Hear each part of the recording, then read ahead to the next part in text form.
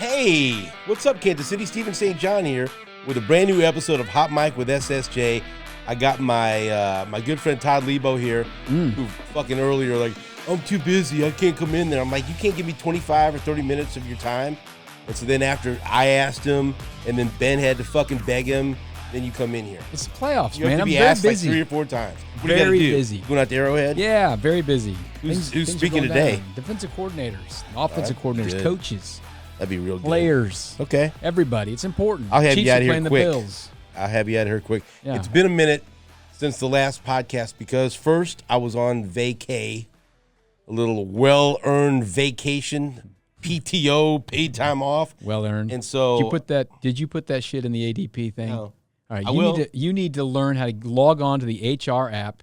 We're a sophisticated company. I can Put do that it. in. I've done it before. I just didn't know.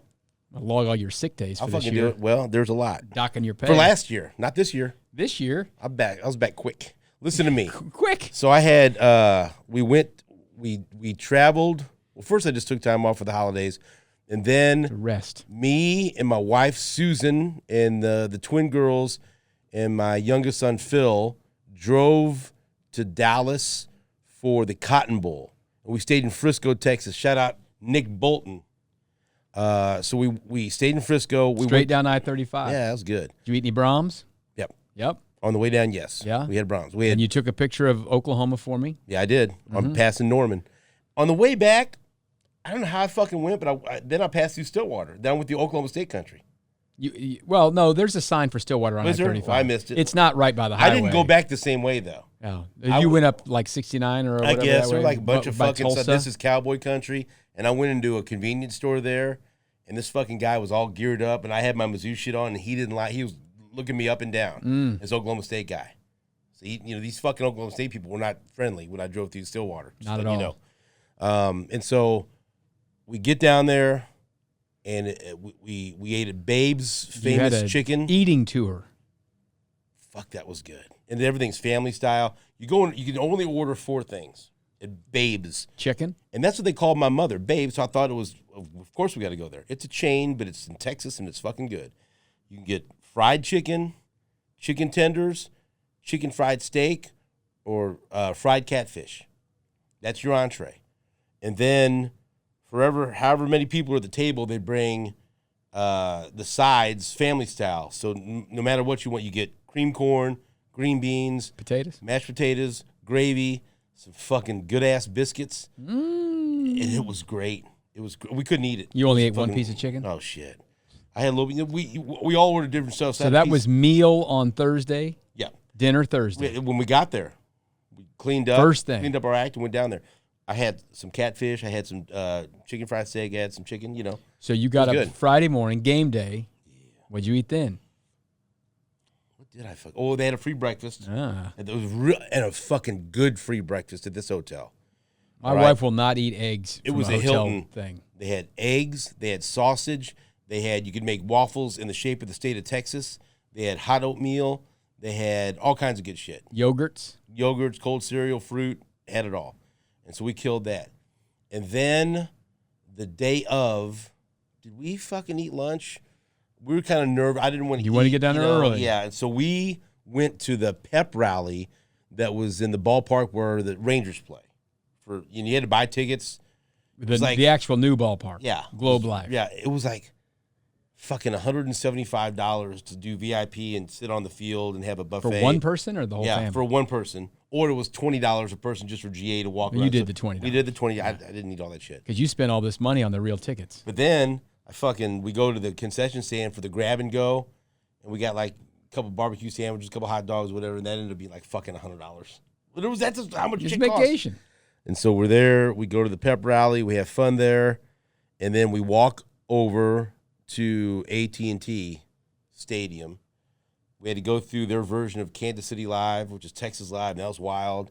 And there's a new. This is your first time at the stadium. No, you've been to a boxing match I went there. to a Canelo fight there, Yeah. but this shit wasn't there in 2016. Right, it's different. And then there was a Lowe's hotel. It was right there across. It was badass. It Should was have all stayed cool. there. Could have walked.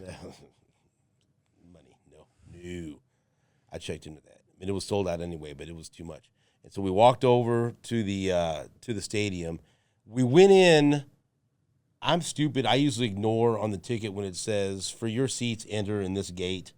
And we went in on the Missouri. There's a Missouri entrance and an Ohio State entrance. I'm not fucking going in where Ohio State people are going in. I'm going in with the Missouri people. I'm having fun. I saw Gary Pinkel. I'm talking to Gary Pinkel. And then we eat corn dogs. We're having a good time. So that's when we walk Big corn in there. dog? And I try to go to our seats this way, and it's like a club level shit. You can't go this way. Then I try to go this way. You can't fucking go that way. And so I'm asking people, and these people don't even know where the fuck the seats are that work there. They have no idea. I don't know. Like me trying to answer questions. So just someone tell me how I get to this fucking set, like 236. Give me the route to my section. Well, you got to go up to the 4th floor in the elevator or in the escalator, and then you got to go across on the 4th floor over to the 436 and go. It was the most convoluted, stupid fucking thing. You're like a Spinal Tap. Whatever. Backstage, and so then can't we find go your way. up, and we went up. The escalator did not look safe going up to the top. Anyway, we had to walk around this whole fucking thing. And we get to our seats, great seats. We were right behind the tunnel where the Mizzou players come out. People didn't like the game on TV, but when you were there, it was like being at a pitcher's duel in a playoff game. Every play mattered because SEC it means more. It was fucking wildly exciting. And then finally in the 4th quarter, Mizzou scores the 2 touchdowns right in the end zone where we're sitting. Mm-hmm. It was fucking picture perfect. It was a great night. We had a blast. And so then that was Friday. You sure wouldn't text anyone during that game. You were nervous as hell. I was nervous. You were scared. It was 3-0 for fucking 3 hours. You were scared. I didn't want to fucking go. I'm thinking, we came all the way down here, and it's going to be a loss. And it's stupid, and I fucking hate sports. And you were like, this fucking Lebo's right. Bowl games are dumb. I never should have done this. And then they won, and it was all worth it. It was a badass bowl game, dude. It was the atmosphere and all the shit around it was awesome. And so then afterwards, we walked back to the car, and we're going to go eat because we're hungry. We didn't eat during the game or anything. It had been a while. And I'm looking up, and I guess I'm stupid again. I didn't realize there's In-N-Out Burgers down there. Oh, new. And I'm looking up. Coming to fight Whataburger. This motherfucker doesn't close until 2 a.m. Here we go. And we went straight to an In-N-Out Burger. And the line was not bad. And we found a way to order like $50 for the shit at In-N-Out. And it's reasonably priced. And let me tell you something. That was one of the best because it was unexpected. Did you eat inside In-N-Out? No. We took it back to the hotel. How fucking cold was that food when you got back to the hotel? It was a mile from our hotel. Okay, all right, fine. We fucking the taste of victory after winning the Cotton Bowl, not knowing there was an In-N-Out Burger down there. Victories. Getting it. So the unexpected delight of an In-N-Out Burger after winning the Cotton Bowl, that was one of the best fucking hamburgers I ever had in my life. Like a flip on a recruit. Oh, it was great. You didn't know you're getting it. It was great. So we're up until 2 in the morning. What time did you go down for that breakfast again? 8? Well, yeah, we got down. Got right after it. No, I think during the week it shuts down at 9, but then on the weekend it shuts down at 10. So we had an extra. Oh, yeah, an extra. We're down there at 9 though. So we eat again. Get your full hour of eating in. We were gonna go to the video game museum. We never found time to go because I wanted to go and I thought it was important for everyone to go to the 6th floor museum, the JFK Museum in downtown Dallas. And so this is where we're gonna fucking go. Yeah. And thankfully, on the drive down, I said, you know what? We should just buy the tickets now. Timed entry or whatever, yeah. Because you have to buy tickets for your time frame of going in. It's open from like 10 a.m. to 4 p.m. or 5 p.m. It's not like a 12-hour thing. It's only open for like 8 hours. But you got to buy, for your time to go in. And so I'm glad we did because we drive down there. We park behind the fucking Grassy Knoll. They got a parking lot right back there. Used to be train tracks. Okay? There's train tracks still there. Yeah. We might have parked where the fucking assassin parked. And you know that I'm an aficionado of this shit. My fucking skin's crawling, my hair is standing on the back of we're here. And it says sold out for the day. You got your and tickets. I'm thinking, oh fuck. If I didn't get these tickets, I'd have been hot. We were like 5 minutes late. We ran in there to make sure they're gonna let us in. They let us in. You were late trying to get all these kids together? It was kids' fault. And so we get in there. We spent like fucking 4 hours. Did you do the little audio thing? No. Did they have the ear things on? I'm the audio fucking thing. I give the audio. We went to this on a football trip once. Me and Lance and Mike and Dave. And we really enjoyed it. It was great. Fantastic. We didn't spend as much time as you did there, but we really enjoyed it. They had because the museum's not that old. It's not like because I used to go down there to Texas for OU Texas, and there was no museum at that point. They had an exhibit that's only there for a few months because of the 60th anniversary called, I think, 2 Days in Texas. And it documents, we always talk about what happened there at the end, obviously, with the assassination, but it talked about the stops that he made before. Right. When he went down to Houston for the LULAC convention. Fort Worth. Some others. And so, but they had all these different, they had a whole book. You could go up to the presidential podium, and they had a book of his speeches that he gave. And so I took pictures of, at the podium. You tell me you took some pictures of this? Oh, yeah, I took about 300 pictures of this thing. And so then anyway, we went through, and it showed like the different flight logs and who was on each flight. It was fascinating. And then we went into, they had like a darkened room, and this is, some people would not be interested in seeing this. I was. They had a shirt that one of the emergency room doctors was wearing, still with the bloodstains on it. Oh, wow. Right, and so that was a bit much. But on the opposite side, and just this black wall, and it was very dark, they showed all the different angles from the home movies that were taken of the assassination that day, including the very graphic kill shot taken by the Zapruder film. And it was very, very solemn, and that's all there was. But the projection would show the different scenes and different shots on different parts of the wall. It was very well done, but it was also hard to watch because they showed everything, right? Yeah. And so that was a different exhibit. We spent time up there, and then you've been there going through all that stuff. I watched a film about how they decided to turn the Schoolbook Depository into a museum, and how they approached Edward Kennedy about it, and they wanted to try to make sure that the Kennedys knew it was going to be done in good taste and to honor JFK. It's really fascinating stuff. I loved it. I'd been there before, but one time I went was my dad, and my dad, as I've said on this podcast before, he's always in a fucking hurry to go to the next place, no matter what it is. And so as soon as they're, how long are we going to be here? You've seen this, right? He got killed. Let's go. And so, it's just like, fuck, come on. So, but everyone was fascinated, even the girls. It was really interesting, right? And it takes you through a walk, through time. Like what was, it talks about the 60s and what was going on. And there's like a spot that talks about the Cuban Missile Crisis. And then there's a spot that talks about the Bay of Pigs. It's fascinating. I loved it. I loved it. So then afterwards, of course, we go, me. We go to the fucking gift shop. I got to buy some stuff. I have no idea why. This very fine utility purse was on sale at the JFK gift shop. And I like purses. And I said, I like this. And I tried it on. There's no logos. No, nothing. No. I don't know why it was on sale at the 6th floor museum gift shop. What's that R mean? Who makes that? Like, aren't you going to use this purse? So I don't. It is. I love it. Just put that anywhere. How about that, huh? You knocked us off the air. My fucking laptop bag, my fucking iPad bag knocked us off the air. You know why? Because that thing wasn't bought at the 6th floor depository museum. All right. So anyway, went through that, and then this is where things took a turn. So I go outside into Dealey Plaza to conduct my investigation.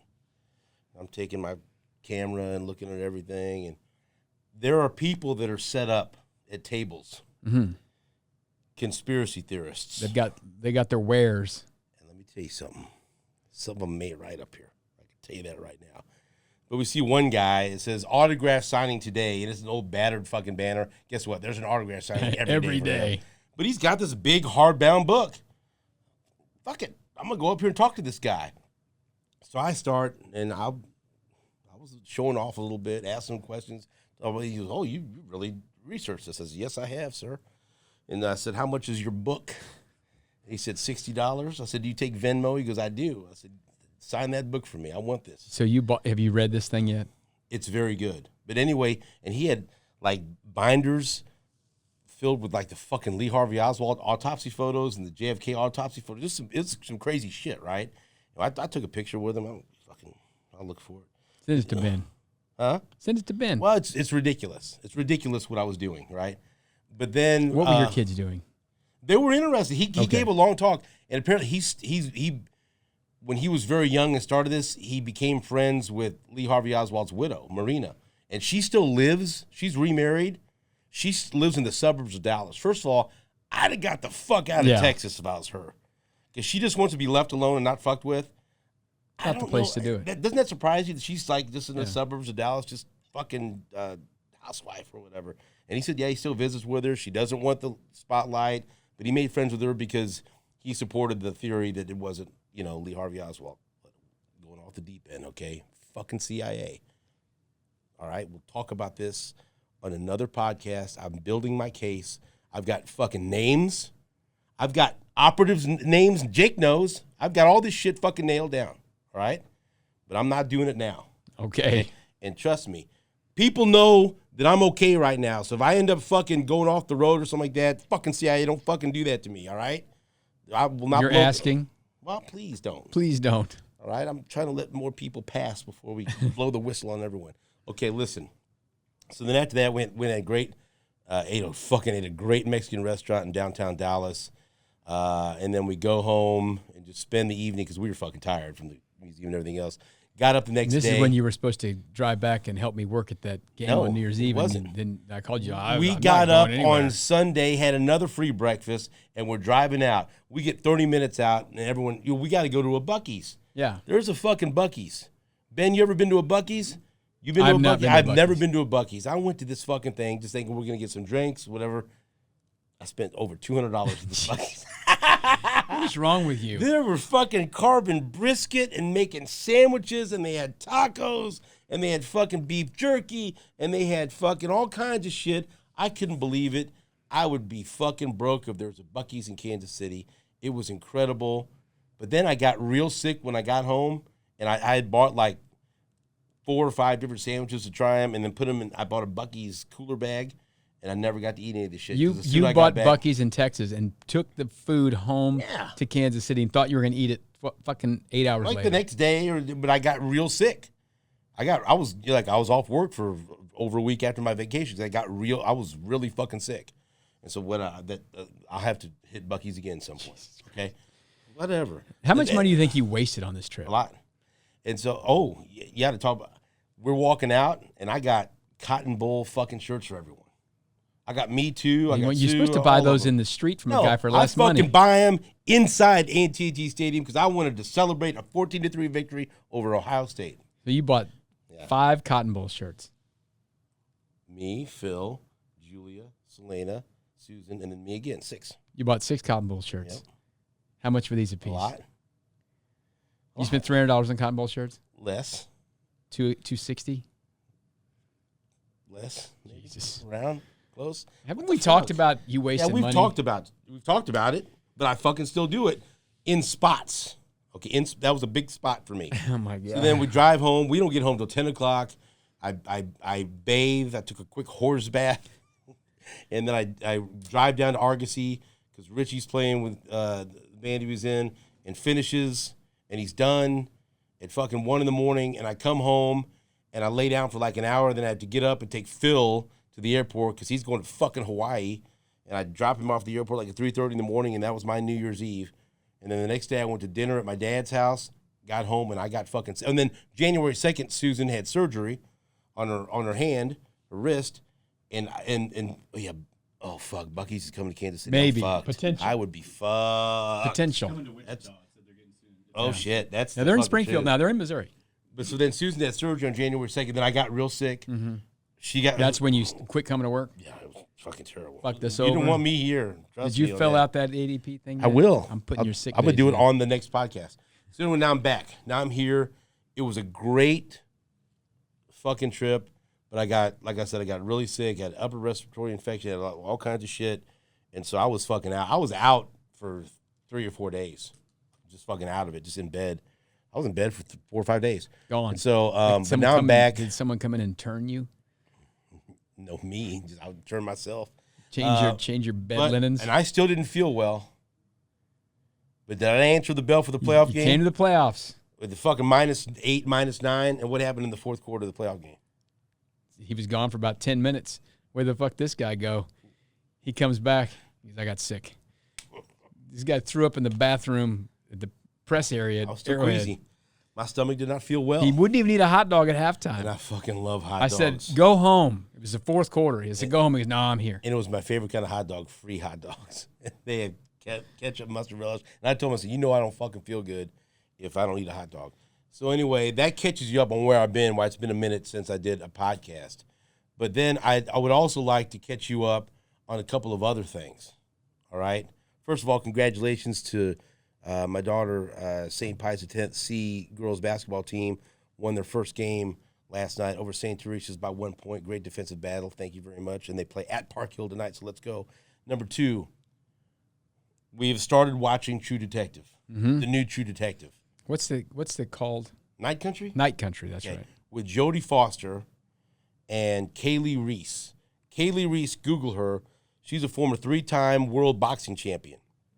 And she actually fought in the first women's fight to ever be televised on HBO before HBO took a shit on all boxing fans to stop broadcasting boxing. She's fucking awesome in this. She's like the sidekick. That's going to be the duo that's solving shit.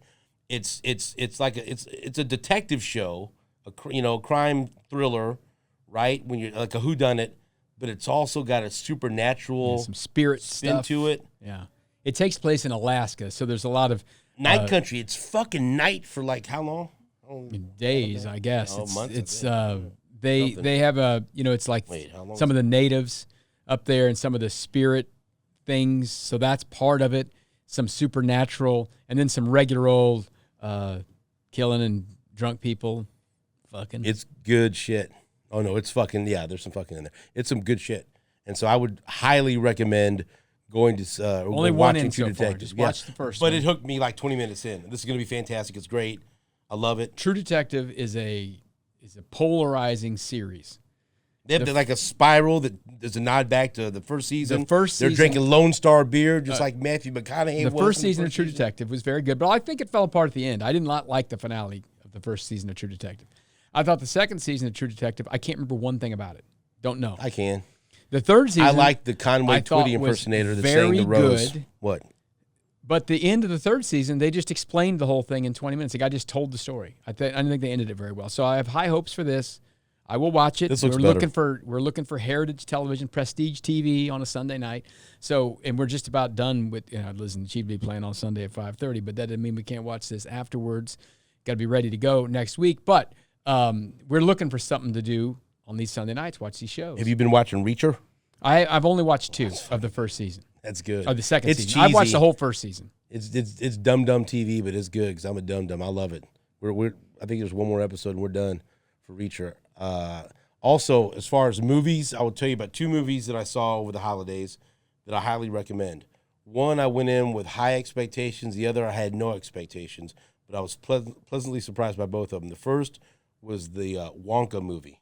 Yeah. And I went into this because we went to see this on Christmas Eve, and I went to it because I knew everyone else would love it. Susan would love it.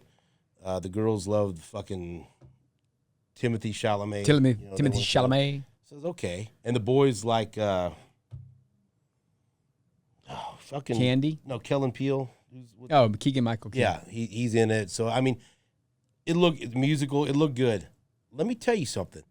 That fucking movie was great, and I got into it, and because it was a prequel to the Gene Wilder Wonka. It's a younger Will Wonka. Right, and how he became, Wonka or whatever, his story. It was really good. The music was good. The story was good. It's good enough to where I think it could be like a holiday classic where people look forward to watch it every year. Talked to yesterday who really loved this movie? What? Danny Klingscale. It was really good. He said it was just like you. Did not have high expectations. Was fucking blown away by it. I don't use this word. It was delightful. Delightful. I'm going to watch it. It was delightful, and there was a little, I get all choked up whenever there's anything about a mother and a son. It was, I kind of looked around, and a few people had little tears in their eyes at the end, but it was a beautiful movie. The only thing that I thought it was good, people bitched about the Oompa Loompas, right? Because did you see who plays the Oompa Loompa? It's Hugh Grant. It's Hugh right? Grant plays an Oompa Loompa, and people are mad. Fuck, people want to be like, what do you like? Who do you want to be the fucking Oompa Loompa? I mean, how's that like? What? It's Hugh Grant. Hugh Grant was pretty funny because Oompa Loompa's fucking drinking alcohol, and he's a little son of a bitch. This guy, this little Oompa Loompa. Kind of don't like him. Like this, he's a prick. Well, they're mischievous. They're not just right. Yeah. And he was on Wonka's ass because Wonka stole their fucking chocolate. Whatever. Anyway, but it was weird the way they did it. And at the beginning, like, do I like? But then he became a wisecracking little drinker. Like, I like this fucking guy. I'd like to hang out with him. I'd like to have that Oompa Loompa fucking go out with me and do shit. Whatever. I'm gonna watch the show. It was really good. Yeah. The other movie I went to see, The Iron Claw. All right, and I've told you about this fucking movie. It's the story of the Von Erich family, the wildly popular, legendary wrestling family in Texas. Texas wrestlers. Growing up in the 80s, if you follow professional wrestling, you knew who the Von Erichs were. It was the people that played the parts was hard to kind of wrap your head around. Like Jeremy Allen White played Kerry Von Erich. Kerry Von Erich is this huge 6'3" fucking guy, yeah. And Jeremy Allen White was way shorter than everyone else, but he was good in it. But they shot it like with perspective and stuff to make him look bigger. Not really. Really? Zac Efron played Kevin Von Erich. Zac Efron's a taller guy, but he's not. But Zac Efron had to take every fucking steroid. Yeah, they were both ripped up, right? But Zac Efron was like, he couldn't even fucking move around. And just watch, I thought, you know what? Zac Efron should have played Kerry Von Erich, and Jeremy Allen White should have played Kevin, but whatever. The guy that played David Von Erich, perfect. Mike Von Erich, perfect. There's another Von Erich named Chris Von Erich. He was very short, but he turned himself into a wrestler to follow his brother's footsteps. They omitted him. They totally ignored him in the story. He didn't even appear in the story. And if you know the real story, David Von Erich died under mysterious circumstances on a tour of Japan. Mike Von Erich committed suicide. Kerry Von Erich committed suicide. But then Chris Von Erich also committed suicide, but they just took him out of the fucking story. Too many. Too much. Kevin Von Erich is the only one that's left. Still alive. And the guy that played the dad, Fritz, I can't remember the actor's name, but he played Bill Tench in the movie, was it Profiler? What the fuck was it? Hold on. God. I'll look it up. In Netflix. Well, we got to look it up now and tell people. But he was perfect as Fritz Von Erich. He was fantastic. Mindhunter. Yeah, Holt McElhaney. He was dead on. Because I remember, because I watched He all was them. a wrestler in like the 60s or something. Fritz, but he was a character, and he was the guy all through World Championship Wrestling, the manager's sons, everything else. Unbelievable. Then they had some other guys playing like supporting roles. They had a guy play Harley Race. Harley Race was a minor character in this because at the time when the Von Erichs cut up, Harley Race from Kansas City was the world champion, and so they had him do a promo getting ready to fight the Von Erichs. Fucking perfect. Guy nailed it. Fantastic. The wrestling part of it, not so much, wasn't great, but he nailed the promo. So then, like one of the big parts of the story is after David Von Erich dies, Kerry Von Erich, he's gonna fight the Nature Boy Ric Flair, or Kevin is. And so I'm thinking, Cowboy Stadium, right? This has got to be good. The guy that played Rick, you should have fucking played Rick. I should have played Rick. I look more like Ric Flair than this fucking guy. He had a bad wig on, and he cut the promo, and it was a big moment in the movie. Like, okay, it's Ric Flair, and you're thinking, well, they got to hit this out of the park. Fucking terrible. Really? Fuck, I was mad. I'm looking because even like my dad, even the boys, like, how do you fuck that up? Yeah. How do you not nail that? You got to go. There are so many people that do great Ric Flair impersonations, and they just fucking drop the ball. I don't know who saw that. Yep, you know what? We got this one because the guy that did the Harley Race promo was fucking great, and then the Ric Flair was like, and that was the only thing. So for that moment, I'm like, oh, but the story was well fuck done. that. No, the story, dude. There were people crying in that fucking story. It's a heartbreaking story, and it's about brothers. Family. And even Richie and Phil, Richie said, Dad, I was gonna jack with you because he likes when I take him to a movie, he likes to say, "Oh, that movie sucked," just to fuck with me. He goes, "I love that movie. That was great." Couldn't even fuck with you. About brothers, and I watched it with me, my dad, and Richie and Phil. It's a great story about fathers and sons, brothers. But it's sad. Oh yeah, well, it's a sad story.